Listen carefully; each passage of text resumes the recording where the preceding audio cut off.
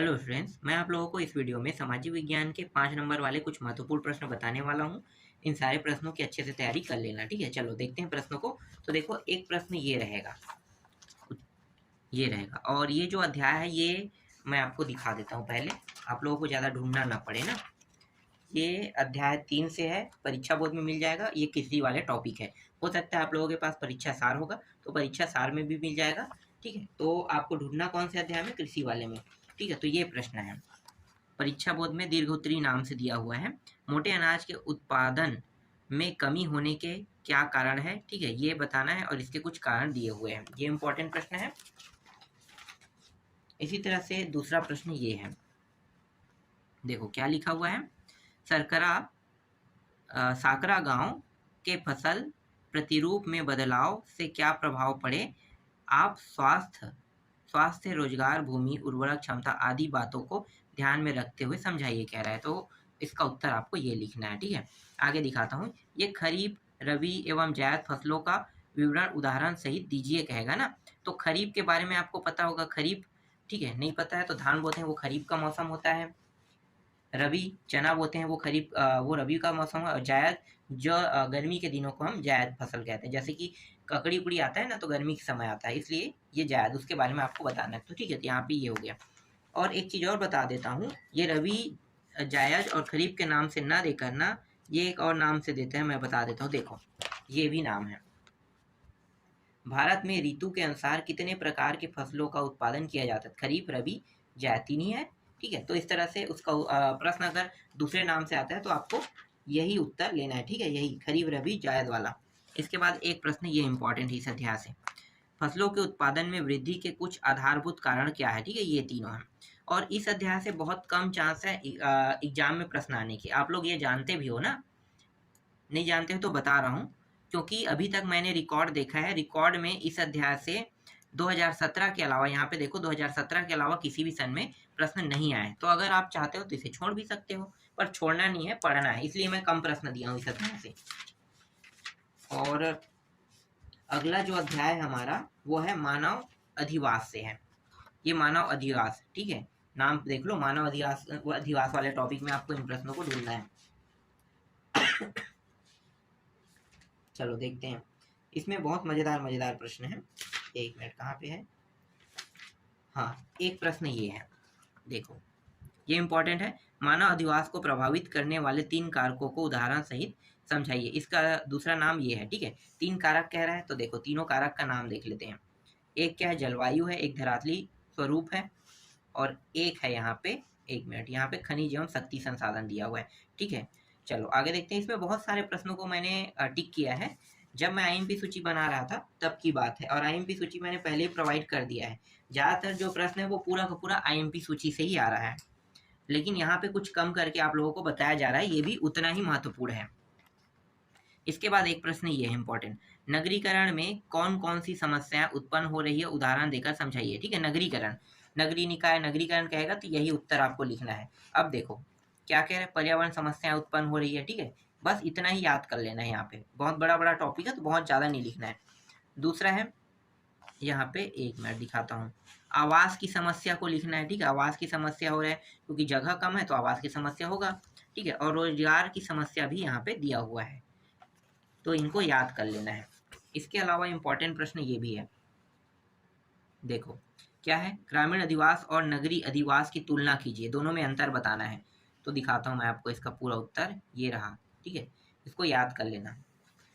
और ये वाला जो प्रश्न है ये भी इम्पोर्टेंट है, नगर की विकास अवस्थाओं का वर्णन कीजिए कह रहे हैं। तो ये पूरा टॉपिक देखो, यहाँ पे 6 टॉपिक को याद कर लेना है, ठीक है? वृद्धावस्था तक। और एक प्रश्न और होना चाहिए, ये प्रश्न और भी ज़्यादा महत्वपूर्ण है, ग्रामीण अधिवास के प्रतिरूपों का वर्णन कीजिए कह रहा है, ठीक है? ये इंपॉर्टेंट प्रश्न है, ठीक? इस अध्याय से भी हो गया। और अध्याय है, अगला जो अध्याय उनको देख लेते हैं। मिल गया, अध्याय 8, ठीक है? अध्याय 8 से भी प्रश्न आने हैं। अध्याय 8 से देखो, अध्याय 8 से ये दोनों प्रश्न इंपॉर्टेंट है। यहाँ पे सन 1914 में रूस की राजनीतिक स्थिति कैसी थी, ये इम्पोर्टेंट है।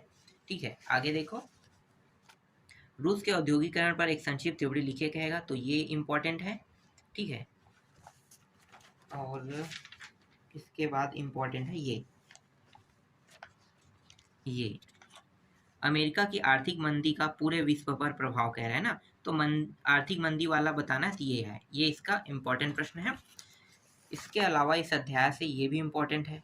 देखो, आर्थिक मंदी से ही ये भी है, लेकिन उसमें अमेरिका का है, बाकी इसमें अमेरिका नहीं कहा है ना, तो इसका उत्तर आपको ये लिखना है। ठीक, इसके बाद है ये वाला प्रश्न, देख लो, ये इम्पोर्टेंट है। रूस में 1861 से 1940 के बीच किसान की स्थिति में क्या क्या परिवर्तन आए, ठीक है, इसको आपको बताना है। तो इसका उत्तर मैं आपको दिखा देता हूँ। इसमें बहुत, इसका जो उत्तर है ये बहुत बड़ा है, मतलब इतना, देख लो। इसके अलावा और भी है, तो आप लोग जब भी इसे पढ़ोगे तो परीक्षा बोर्ड में ये प्रश्न मिल जाएगा, परीक्षा सार में भी ढूंढ लेना। ठीक है, एक प्रश्न ये है, रूस में 1905 से 1940 के बीच लोकतंत्र विकास की समीक्षा कीजिए कह रहा है, तो ये 1905 की है। ठीक है, इसको पूरा बताना है। 1905 के बाद 1917 ये पूरा लिखना है, और 1917 के बाद औद्योगिक एवं सामूहिकरण के बारे में बताना, 1928 की बात है, और ये इसका आधा हिस्सा है। और ये जो दो प्रश्न आपको दिखाई दे रहा है ये भी उतना ही महत्वपूर्ण है। एक है 1917 में क्रांति के बाद रूस विश्व युद्ध से क्यों अलग हो गया, इसको देखना है। ठीक है, ये इसका उत्तर है। और इसके बाद है रूस पर रूसी क्रांति के किन्हीं 5 प्रभावों की समीक्षा कीजिए कह रहा है, ये इंपॉर्टेंट है। चलो आगे देखते हैं अगला अध्याय ना। अगला हमारा अध्याय है 16वां अध्याय। 16वां अध्याय कहाँ गया, ये रहा। ठीक है, 16वां अध्याय दिखा देता हूँ। 16वां अध्याय में लोकतंत्र एवं सामाजिक आंदोलन, यहाँ से 5 नंबर के प्रश्न आएगा, तो कौन कौन सा है इंपॉर्टेंट देख लेते हैं। जितने भी प्रश्न आने की संभावना है ना, उन सारे प्रश्नों को मैं यहाँ पे बता रहा हूँ आपको। एक मिनट, कहाँ गया,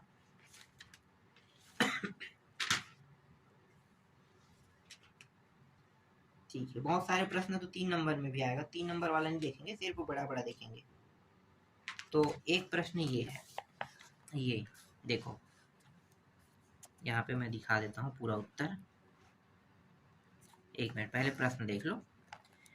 नियमगिरी आंदोलन का विवरण दीजिए। नियमगिरी नाम से कहीं पे भी कुछ भी प्रश्न है, उत्तर यही लिखना है।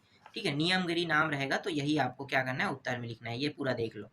ठीक है, आगे दिखाता हूँ अगला प्रश्न। अगला प्रश्न देखो, कमेटी ऑफ 100 द्वारा किया गया धरना प्रदर्शन और अभियान किस हद तक सफल रहा, आपस में चर्चा कीजिए। मुझे नहीं लगता है इसके आने की संभावना बहुत कम है। अगर कमेटी से आएगा ना, कमेटी ऑफ 100, तो आपको यही उत्तर लिखना है जो मैं आपको दिखा रहा हूँ। ठीक है, ये पूरा पैराग्राफ देख लो। ठीक, आगे देखते हैं। इसके बाद जो इम्पोर्टेंट प्रश्न है उसको दिखा देता हूँ।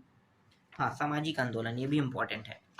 देखो, सामाजिक आंदोलन क्या है, यह आंदोलन क्यों होता है। ठीक है, ये प्रश्न देख लो, ये इम्पोर्टेंट है।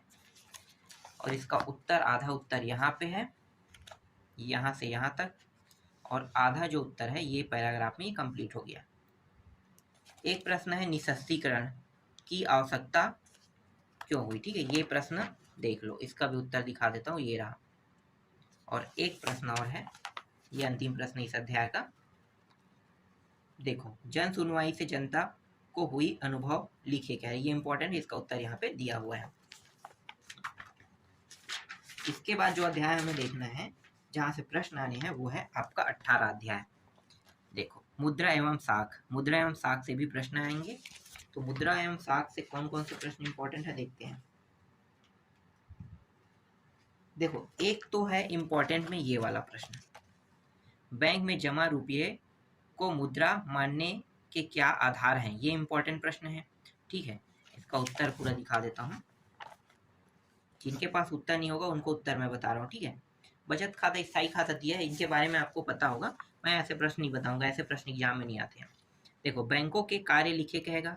ठीक है, और भारतीय रिजर्व बैंक के कार्य कहेगा। तो ये बैंक और भारतीय रिजर्व बैंक जो भी कार्य ये बताएगा, दोनों का कार्य, कि बैंकों का कार्य, भारतीय रिजर्व बैंक का कार्य कहेगा। तो समझ जाओ कि दोनों में आपको एक ही उत्तर लिखना है। और इसको थोड़ा सा चेंज करके दे सकता है, भारतीय रिजर्व बैंक की भूमिका, या बैंक की भूमिका के नाम से भी दे सकता है। तो उत्तर क्या लिखना है, यही चीज लिखना है, ठीक है।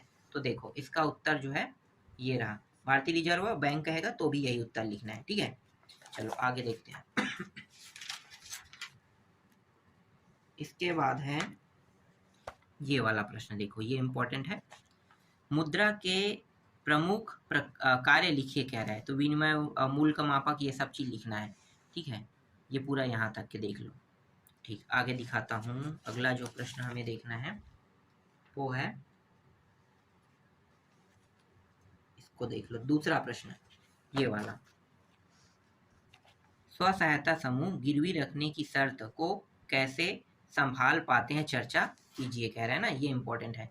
तो इसका उत्तर देख लो। चलो अगला देखते हैं।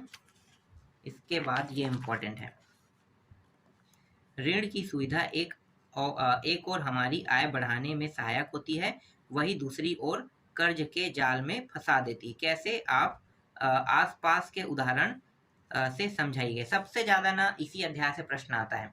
तो जैसे मैंने एक अध्याय वहां पे बताया था, सबसे ज्यादा कहाँ से आता है, नहीं बताया था क्या, ठीक है। बाकी जितना भी प्रश्न जिस अध्याय से बता रहा हूँ उनको देख लेना है। और अभी जो मैं अध्याय 16 बता रहा हूँ, यहाँ से सबसे ज्यादा प्रश्न एग्जाम में आते हैं। तो अभी 18 अध्याय दिखा है ना, हाँ 16 और 18 अध्याय मुख्य रूप से देखना है, क्योंकि 16 और 18 से अभी तक रिकॉर्ड में सबसे ज्यादा प्रश्न आया है। तो 16 और 18, ठीक है। और ये प्रश्न देख लेना, ये 18वां अध्याय का है। तो ये इंपॉर्टेंट प्रश्न है, देख लो। इसका उत्तर ये रहा। अगला देखो, यहाँ पे क्या लिखा हुआ है भाई, यहाँ पे ऋण के लिए शर्त जैसे ब्याज, समय, जमानत। ऋण कहेगा मतलब समझ जाओ कि आपको ऋण से संबंधित जो भी टॉपिक लिखना है इसमें लिखना है, ठीक है। वो ऋण सुविधा हमारी आय वाला है। और ये क्या है, जैसे कि कुछ ऋण कब देता है, जब कुछ चीज रखते हो गिरवी तब देता है ना ऋण, तो यही आधार है। तो यहाँ पे देखो क्या क्या दिया है, ब्याज दर है, समय है, ठीक है, ये सब लिखना है। जमानत के बारे में लिखना है, और गिरवी क्या रखोगे उसके बारे में भी आपको लिखना है। इसके बाद अगला देखो, अगला है, यदि भारतीय रिजर्व बैंक वाणिज्य बैंकों पर नियंत्रण नहीं रखते तो मुद्रा एवं साख व्यवस्था पर क्या प्रभाव पड़ेगा। तो इसका उत्तर आपको लिखना है ये पूरा। और एक प्रश्न है, सबसे ज्यादा यहीं से आएगा इसलिए मैं यहाँ पे ज्यादा प्रश्न दिखाऊंगा। व्यक्तिगत खर्च एवं व्यापार के लिए साख की आवश्यकता पड़ती है, कोई 3 उदाहरण देकर समझाइए कह रहा है। तो देख सकते हो, पहला, और ये रहा इसका दूसरा टॉपिक, ठीक है, और ये रहा इसका तीसरा टॉपिक, हो गया, ठीक है। इसमें 2 प्रश्न और है। देखो, साख से संबंधित है, साख से आप से क्या आशा है, भारतीय रिजर्व बैंक की भूमिका समझाइए, ये पूरा है, ठीक है। भारतीय रिजर्व बैंक की भूमिका, और भूमिका वाला टॉपिक तो मैंने बता दिया है ना, तो भूमिका वही प्रश्न है। प्रश्न क्रमांक 5, 1 मिनट, कहाँ पे है प्रश्न क्रमांक 5,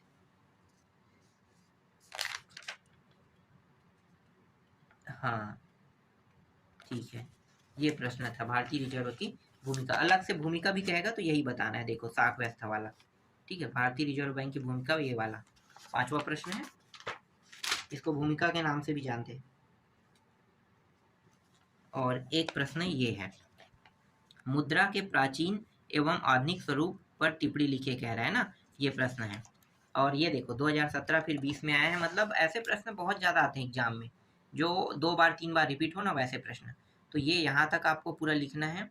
और इसके बाद जो आधा टॉपिक है ये है इसका आधुनिक समय और मुद्रा स्वरूप, ठीक है। एक अध्याय और बचा है, उस अध्याय से भी प्रश्न देख लेते हैं। हमारा जो अगला अध्याय है वो है वैश्वीकरण। वैश्वीकरण में जनसंख्या से यहाँ पे प्रश्न नहीं दिखा है, जबकि जनसंख्या से भी प्रश्न आने वाले हैं। तो जनसंख्या से जो प्रश्न आएगा इसमें तो दिया ही नहीं है, तो मैं उसको आपको नहीं दिखा सकता। तो एक काम करना, ठीक है, जनसंख्या से संबंधित प्रश्नों को देख लेना। चलो देखते हैं कौन सा प्रश्न इंपॉर्टेंट है यहाँ पे। इन चीजों पर देखो, ये प्रश्न इंपॉर्टेंट है वैश्वीकरण वाले अध्याय से। 1 मिनट में अध्याय दिखा देता हूँ।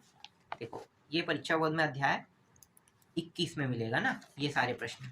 तो आपको कौन कौन से प्रश्न देखना है, याद करना है। देखो ये है प्रश्न, ठीक है। ये क्या है, वैश्वीकरण की प्रक्रिया में किन किन चीजों का प्रवाह देखा जा सकता है। तो देखो क्या क्या लिखोगे उत्तर में, व्यापार, पूंजी और श्रम प्रवाह, ठीक है, ये है। इसके अलावा हाँ ये रहा, यहाँ से भी कुछ प्रश्न आ रहा है। विदेशी व्यापार, नहीं विदेशी को नहीं देखेंगे हम लोग, इसको देखेंगे। देखो विश्व व्यापार संगठन क्या है, यह कब और क्यों स्थापित किया गया। तो विश्व व्यापार संगठन के बारे में पूछेगा तो ये बताना है, ठीक है। ये 3 नंबर के लायक प्रश्न है, लेकिन संभावना ये है कि ये 5 नंबर में भी आ सकते हैं। इसके बाद ये जो प्रश्न दिखा रहा हूँ ये तो इम्पोर्टेंट है। देखो एक है वैश्वीकरण से आप क्या आशा है, भारत वैश्वीकरण के प्रभाव को स्पष्ट कीजिए कह रहे हैं ना। तो ये वैश्वीकरण के देखो टॉपिक दिखाते जा रहा हूँ मैं, ये रहा यहाँ तक, ठीक है। इतना काफ़ी, इतना लिखने पे आपको पूरा नंबर मिल जाएगा। एक है वैश्वीकरण में पर्यावरण को किस तरह प्रभावित किया, चर्चा कीजिए। तो ये एक टॉपिक हो गया, देख लो, ठीक है। और दूसरा पैराग्राफ ये रहा, ठीक, ये भी हो गया। इसके बाद एक प्रश्न ये है, देख लो, ये प्रश्न इंपॉर्टेंट है। उदारीकरण का अर्थ स्पष्ट करते हुए बहुराष्ट्रीय कंपनी का विवरण दीजिए कह रहा है ना। तो इसका उत्तर देख लो, ये रहा। और बहुराष्ट्रीय कंपनी के बारे में पूछा है तो इसके बारे में ये लिखना है, ठीक है। इतना काफ़ी है, ज़्यादा लिखने की जरूरत नहीं है, इतना याद कर लो। और कौन सा प्रश्न इंपॉर्टेंट है, परिवहन संचार खर्च गिरावट, विदेशी व्यापार निवेश, नहीं छोड़ दो इसको। एक प्रश्न ये है, ये अंतिम प्रश्न है। दूसरे देशों में बहुराष्ट्रीय कंपनी किस प्रकार उत्पादन पर नियंत्रण स्थापित करती है, ठीक है। तो देखो उत्तर क्या लिखना है, स्थानांतरण कंपनी का अधिग्रहण, ठीक है। और दूसरा ये है, ये दूसरा और तीसरा टॉपिक, इतना ही है इसमें। तो सारे टॉपिक मैंने आपको बता दिया, ठीक है। ये सारे प्रश्नों को आपको क्या करना है, अच्छे से तैयार कर लेना है। ये 5 नंबर वाले महत्वपूर्ण प्रश्न हैं।